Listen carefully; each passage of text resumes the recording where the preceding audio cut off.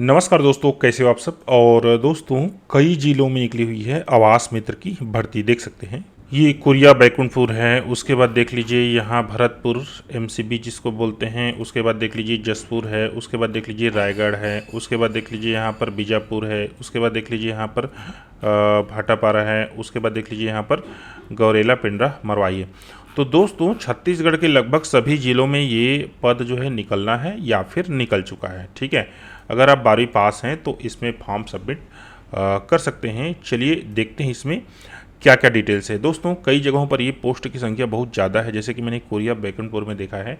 यहाँ पर दोस्तों ये पोस्ट की संख्या 3000 से पार है। ठीक है, 3868। ठीक, तो चलिए इसमें क्या क्या डिटेल्स है, क्या क्या चीज़ इसमें आपको समझना है वो देख लेते हैं। तो देख लीजिए ये क्या है, बलौदाबाजार भाटापारा का है। सभी में नियम कानून वही है। ठीक है, तो जनपद पंचायतों को समूहों में विभाजित कर क्लस्टर निर्माण किया जाएगा। प्रत्येक क्लस्टर में एक आवास मित्र समर्पित मानव संसाधन रखा जाएगा। यथासंभव एक समूह में 150 आवास निर्माण का लक्ष्य रखा जाएगा। कहने का तात्पर्य देखिए, एक क्लस्टर में 150 आवास निर्माण रहेगा, उसके पीछे एक आवास मित्र रहेगा।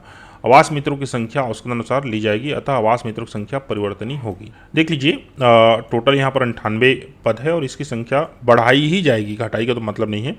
आवेदन अपने निवास क्षेत्र के जनपद पंचायत के लिए ही आवेदन कर सकते हैं, अन्य जनपद पंचायत के लिए आवेदन मान्य नहीं होगा। कहने का तात्पर्य आप अपने नज़दीक वाले जनपद में आवेदन कीजिए। लिफाफा के ऊपर आवेदित जनपद पंचायत का नाम एवं आवेदक का पता स्पष्ट रूप से होना चाहिए। शैक्षणिक योग्यता देख लीजिए, न्यूनतम शैक्षणिक योग्यता 12वीं उत्तीर्ण होना आवश्यक है, 12th प्लस। ठीक है, बी डिप्लोमा 12वीं उत्तीर्ण बेरोजगार युवा अभ्यर्थी समर्थित मानव संसाधन चयन के लिए पात्र होंगे। बी किया है वो भी, डिप्लोमा किया है वो भी, 12वीं उत्तीर्ण है वो भी बेरोजगार हैं। ठीक है, बी सिविल तथा डिप्लोमा सिविल ग्रामीण विकास उत्तीर्ण अभ्यर्थियों को प्राथमिकता दी जाएगी। कहने का तात्पर्य इन लोग को इसमें प्रेफरेंस जो है दी जाएगी। लेकिन दोस्तों, इतने सारे पद निकले हुए हैं, इतने सारे पद निकले हुए हैं कि बी वाले अभ्यर्थी नहीं मिलेंगे।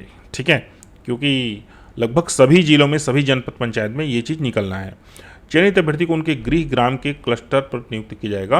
अभ्यर्थी न मिलने पर समीपस्थ क्लस्टर से सेवा ली जाएगी। तो देख लीजिए, अभ्यर्थी को उनके गृह ग्राम के क्लस्टर है ना, जिस क्लस्टर में उनका गृह ग्राम है, ठीक है, उस क्लस्टर में नियुक्ति दी जाएगी। अब इसका मतलब ये नहीं कि केवल उसी गांव का, ऐसा नहीं है। एक जनपद पंचायत को एक निश्चित क्लस्टर में डिवाइड किया जाएगा। क्या पता उस क्लस्टर में 10 गाँव हो, ठीक है ना, तो उस 10 गाँव के अंतर्गत जिस गाँव में वो अभ्यर्थी रहता है, उसी गाँव में जो है उसकी उसी क्लस्टर में कहना चाहिए उसकी नियुक्ति दी जाएगी। चयन का आधार देख लीजिए, हायर सेकेंडरी परीक्षा में उत्तीर्ण है तो उसका 65% अंक लिया जाएगा। बी डिप्लोमाधारी है उनका 15 अंक। पूर्व में कार्यरत आवास मित्र हैं उनको 20 अंक दिया जाएगा। ठीक है, इनको प्रमाण पत्र संलग्न करना पड़ेगा। बेयरफुट टेक्नीशियन मुख्य कार्यपालन अधिकारी जनपद पंचायत द्वारा जारी प्रमाण पत्र संलग्न करें, 10 अंक है। और महिला स्व सहायता समूह के सदस्य तथा बैंक सखी हैं तो 10 अंक अलग से। 10, 10, 20, 20, 40, 10, 50, 5, 55 और 5, 60, 60, 120। कहने के तात्पर्य दोस्तों, यहाँ पर 120 अंक का टोटल जो है यहाँ पर होगा। आगे बढ़ते हैं। आयु सीमा देख लीजिए, 18 से 45 वर्ष होना चाहिए। और प्रोत्साहन राशि समझ लीजिए, तो यही मेन चीज़ है, आपको क्या क्या मिलेगा देख लीजिए। ठीक है, जैसे हमने ऊपर पढ़ा है कि एक क्लस्टर में 150 जो है वो मकान बनाने का लक्ष्य जो है रखा जाएगा। ठीक है, तो देख लीजिए, समर्पित मानव संसाधन को सेवा के बदले दी जाने वाली प्रोत्साहन राशि योजना अंतर्गत 1.7% कंटिजेंसी मद से जो है सीओ जनपद पंचायत द्वारा भुगतान किया जाएगा। समर्पित मानव संसाधन को प्रति आवास पूर्णता पर 1000 रुपये की प्रोत्साहन राशि दी जाएगी। ठीक है, एक आवास पूर्ण हुआ तो 1000 रुपया। ठीक है, समर्पित मानव संसाधन को 12 माह के भीतर आवास पूर्ण किया जाना अनिवार्य होगा। 12 माह के पश्चात यदि आवास पूर्ण नहीं होता है तो प्रत्येक तिमाही में 100 रुपये काट लिया जाएगा। 300 रुपये प्रति आवास पंजीयन, जियो टैगिंग, स्वीकृत प्रथम किस्त जारी तथा लेआउट पास होने के पश्चात दिया जाएगा। 300 रुपये प्रति आवास जियो टैगिंग गुणवत्ता युक्त आवास एवं छत ढलाई पर पूर्ण किया जाएगा। और 400 रुपये प्रति आवास जियो टैगिंग, प्लास्टर, पोताई आदि पूर्ण होने पर। 3, 3, 6, 4, 10 मतलब कि 1000 रुपया। ठीक है, अब जैसे कि आप जिस क्लस्टर में हैं, ठीक है ना, वहाँ पर 150 मकान जैसे बनना है तो 150 मकान आपने पूर्ण किया तो 1000 मल्टीप्लाई कर दीजिए। दोस्तों, सीधी सी बात, मतलब कि आपको 1.5 लाख लगभग यहाँ पर मिल जाएगा। ठीक है, अवधि की गणना, तो अवधि की गणना कार्य प्रारंभ करने की गणना की प्रथम किस्त जारी करने से होगा।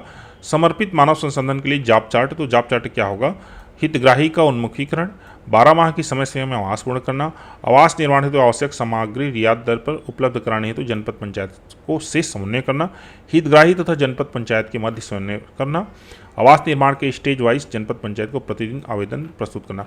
दोस्तों ये तो आपको मिलेगा ही मिलेगा, लेकिन दोस्तों अगर आप बढ़िया टैलेंटेड हैं और एक प्रकार से आप कॉमन सेंस रखते हैं तो इसमें और भी अन्य लाभ की ऑप्शन आपके लिए बनेंगे। ठीक है, तो बाय द अभी आप कुछ नहीं कर रहे हैं तो इसमें आप फॉर्म सबमिट कर दीजिए। 12वीं पास हैं तो भी कर दीजिए, अपनी जनपद पंचायत में तो कर ही दीजिए। अगर नंबर लग जाएगा तो मान के चलिए 1.5 लाख रुपए लगभग मिलना तय है। उसके बाद भी अगर आपको थोड़ा बहुत इनकम मिल जाता है तो एक प्रकार से आपकी हेल्प हो जाएगी।